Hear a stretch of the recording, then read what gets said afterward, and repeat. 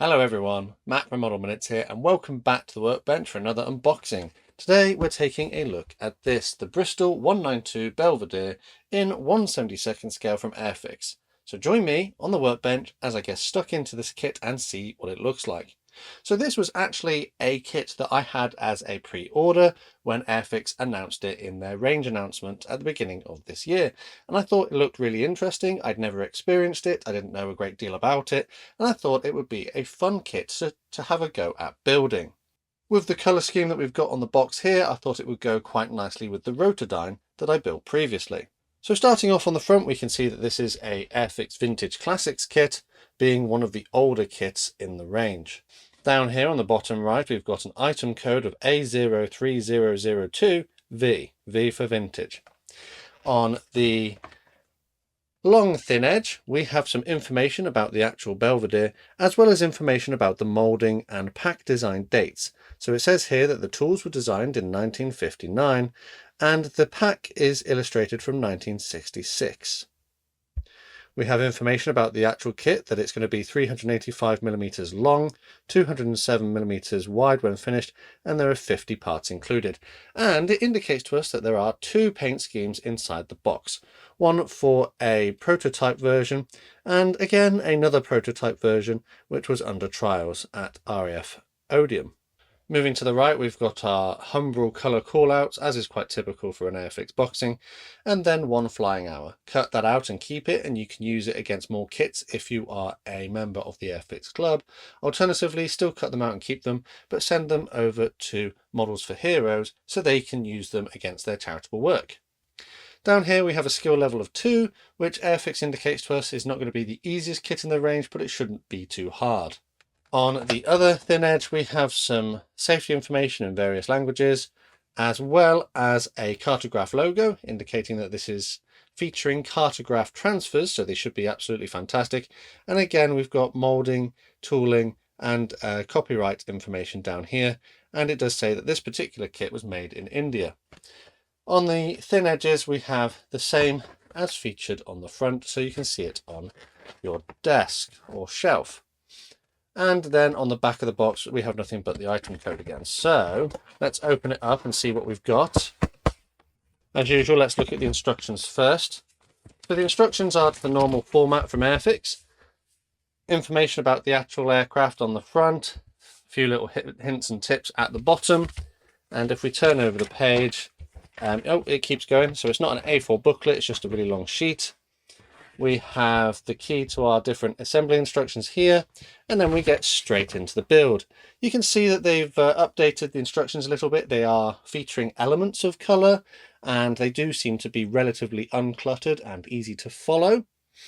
So we start off by assembling our fuselage halves, and we have clear parts which need to be glued inside, and we have the rotor heads which need to not be glued in if you want to have them freely rotate.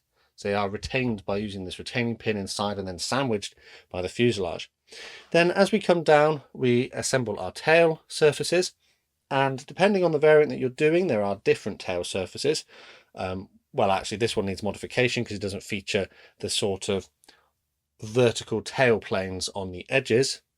And then we construct our landing gear components for the tail, and also after that we do it for the front of the aircraft. We do have the option to display a door in an open or closed configuration. On the prototype aircraft, the door would be held open sort of by hinging out and up, as we saw on the artwork as such, but in later variants the door would no longer hinge, it would actually slide because it was a safer option. We do have two crew figures by the looks of it, and they've painted these in a blue colour, I presume to represent RAF personnel, but as you can see they do have a very civilianised look to them. They actually look to be the same kind of design as the ones that were featured in the Rotodyne kit which I looked at previously. We have some small cockpit details, but they are almost non-existent, and then we install that into the front of the cab, and you can see that we've got clear parts which need to be glued together. I suppose that was probably a limitation of the design at the time this was designed. And then we add our rotor blades, and I think that is pretty much it. So yeah, that's it. We have 2 paint schemes included. So the first one is for the prototype version, and it features the vertical tail planes at the back. This is a prototype version being trialled at Boscombe Down in 1959. And you can see it features white upper, silver lower, and then there's a transfer for the sort of marcation between those 2 colours, as well as a few other bits like black and yellow on the tips of your rotor blades. So if we turn over the page, are we going to see anything different? No, not really. So this is an RAF version, still 1960, so in trials, effectively still a prototype. It's not a production version. And again, it's basically the same paint scheme as before. However, now you can see we've got a letter B, which identifies the individual aircraft as well as the aircraft number. They are different numbers, but other than that, I think, yeah, other than your numbers for your aircraft and the big letter B, the paint schemes are essentially identical. It is disappointing that there are no paint schemes included for a actual production version that was used in service, because they were painted in a camouflage scheme, but I guess that's pretty much it. But it is nice that they've done the paint schemes in the instructions in colour with all of your decal placements called out as well. So we will talk a little bit more about what this kit does not offer in a little bit. These decals are printed by Cartograph, and it's not a very big sheet. They are squeezed in on there, but we can see that we've got everything that we need. It is probably worth noting that the banding, the blue bands for your marcation between your 2 different paint colours are very thin, which I don't anticipate there being any issues with applying those to the model. But it just means that when you paint the model as per the paint scheme, you need to be accurate with your marcation between those 2 colours, because this doesn't really give you any flex to hide it. On the Rotodyne, when I built that, I didn't have to be too accurate with my marcation between the colours because it had much thicker bands, and that actually would cover any issues. Whereas on this one, you're going to have to be pretty accurate. The printing though is really nice and legible. The registration of the colours is really good too, and I can't see any blemishes or cracks or tears. Cartograph being one of the best manufacturers of decals, I don't ever have any real issues with applying these transfers to the model. So we will now look at the plastic parts. So one good thing that Airfix does is telling you the tooling dates on their kits, this being part of the Vintage Classic range, and we already know that the tooling dates from 1959, it does help in some way manage your expectations of what you're getting in the kit. However, I think expectations do have to be managed somewhat. So we have, and we'll look at the clear parts first, we'll put the other ones to the side. We've got one little runner of clear parts, and the plastic on the whole looks to be pretty well molded. It's quite thick. It doesn't feel overly greasy, which is a nice change. There doesn't seem to be that much in the way of scratches or blemishes. The flash, whilst there is some in a few little bits and places, it is manageable. However, as you can probably note, the plastic is very thick, and as a result, looking through your windows is going to be difficult, because they're sort of going to diffuse the light and not make it easy to see through. It is also worth noting that there are no actual lines on the clear parts here for your cab. I'm not a fan of the fact that the cab comes in 2 halves, so you're going to have this massive seam down the middle. And if the Rotodyne is anything to go by, we may have fit issues attaching this to the actual front of the cab as well. But yeah, so there's no lines to follow for masking if you were going to mask, so you'd have to be very careful with that. Effectively, you'd have to paint on the frames to actually represent them. But then we do have our clear parts for our windows, and again, same kind of affair, very thick, not easy to see stuff through it. But yeah, that is what it is. I suppose it's a creation of its time. Let's now look at the other plastic parts. So we have 1, 2, there we go, 3, 4. We have 3, 4 kind of sprues of parts. However, your main fuselage are just effectively loose, but with their moulding runners still attached. And then we have the other two there, moulded in the typical dark grey plastic that we see from Airfix from their India malted products. Let's first take a look at the fuselage halves. So the plastic has got a little bit of flex in it. It doesn't feel overly greasy, but I think you may be able to notice that this is absolutely riddled in raised rivets, which, you know, is again a product of its time. It's quite a clunky looking kit. It hasn't got the finesse naturally of model kits that we would expect today. The mould gates here for the runners are huge, so they will take a little bit of work to clean them up and make it look presentable. Moulding in places is a little bit soft, as in, you know, around the holes here. You may need to open them up a little bit more. And there is a little bit of flash in a few places that will need to be cleaned up. No detail on the inside, which is a bit of a disappointment, but again, a sort of feature of the time from when it came from. The other half, again, features the same kind of deal. There is a bit of flash here in this hole for our tail surfaces. Generally, the moulding isn't terrible, a bit more flash here, but it will take work to make it into a reasonable representation of the prototype. So we'll put that one down. Moving on, we have our rotors, possibly for the front. Oh, they've got rivets on as well. On this surface, we've got rivets, which is interesting. And then we have the rotor head, which is a pretty nice representation. I don't know, what's that? Is that doors, or are these were parts for underneath the aircraft, weren't they? They again feature the same kind of detail as previous. And the rest of the parts, they all seem to be present. Flash actually is sort of minimal. There is some here, but that's more so on the actual sort of runners rather than actually on the parts, but it will take a little bit of cleaning up. There are ejector pin marks on the parts in places which would be visible in the finished model if you don't address them. Here, for example, you can see they've got ejector pin marks on those and on this here, but these seem to be on the lower side. I think that was potentially the lower side. It may not be, I may be completely wrong. If it is on the upper side, naturally you may be able to see them in the finished model without removing them. I think this is the cockpit bulkhead or cockpit floor. Again, very simple, not a great deal of stuff going on there. And some of the details are more like a hint at what the thing should be. It's a representation rather than being scale accurate.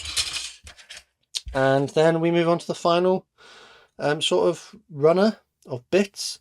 And again, we've got another rotor head, which is the same kind of deal. We've got more rotors, which are the same. I think these are our doors, or crew door at the very least.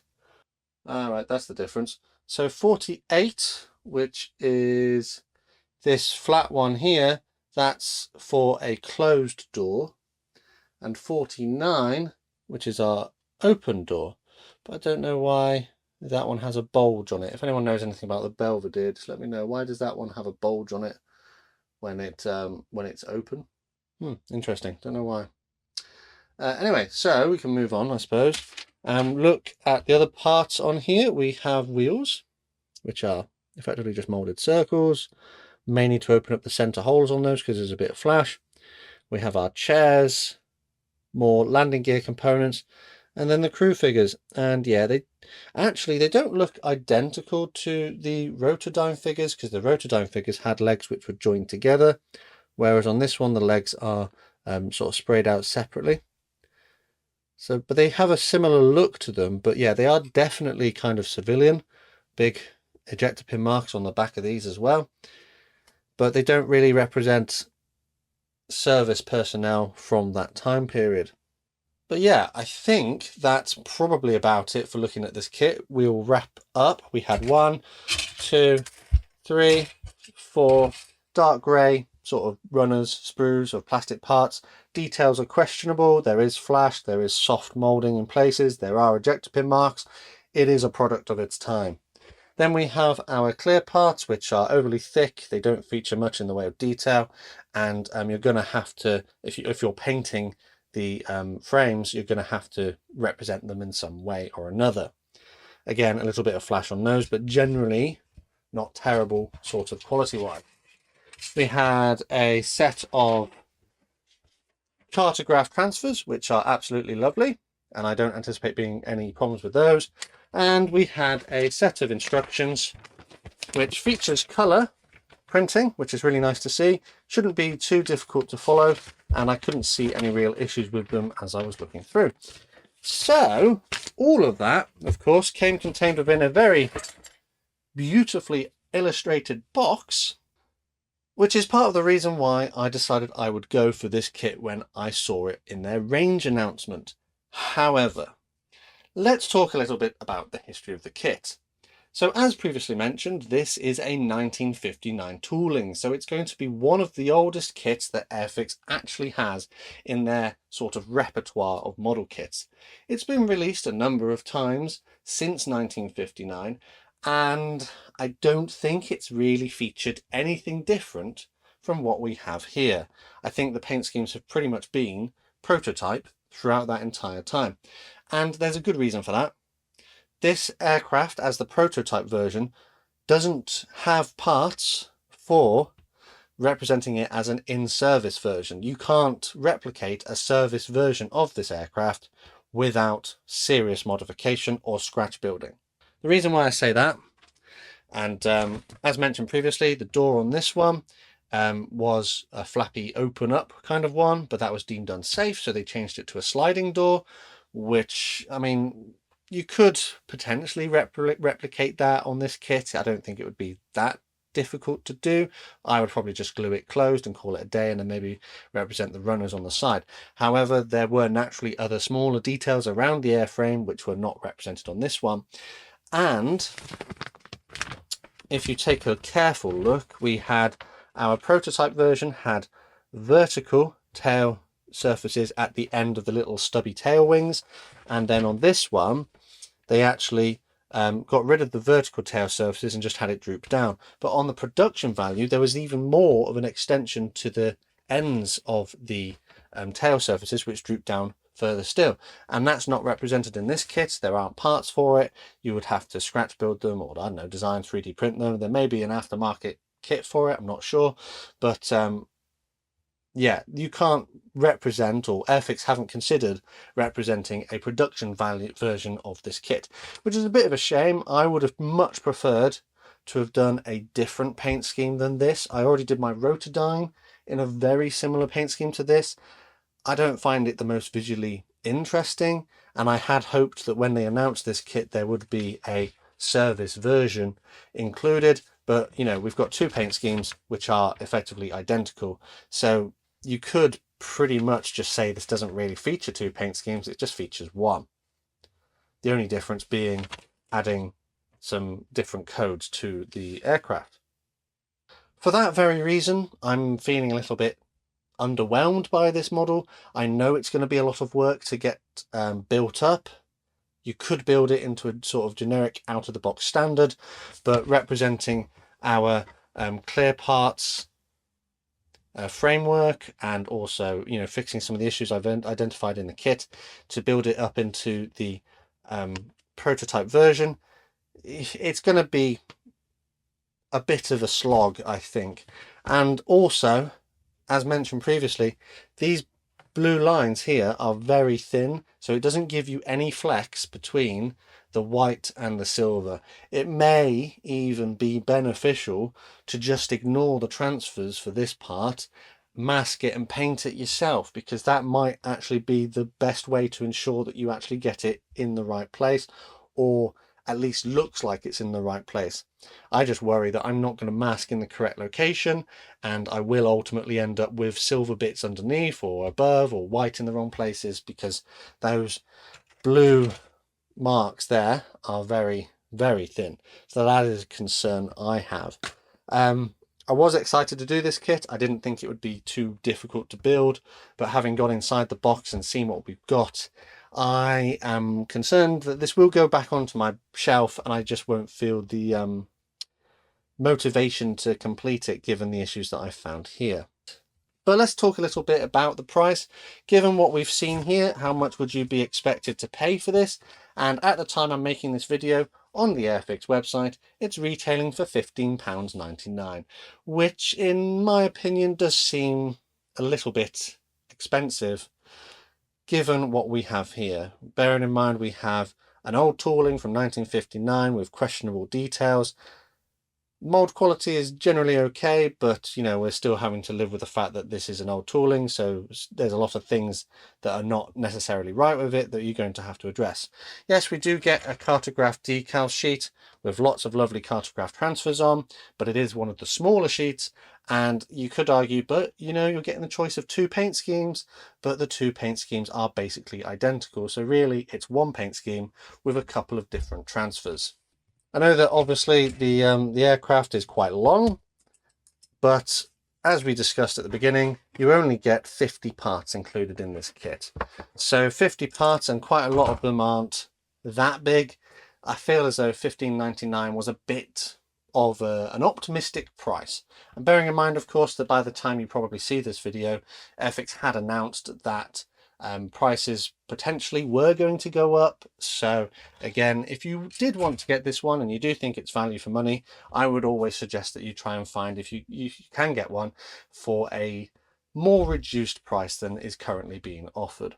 And I think probably on that bombshell, it's time to finish this one. Let me know what you thought of my review down in the comments below, and if my assessment of this kit was fair.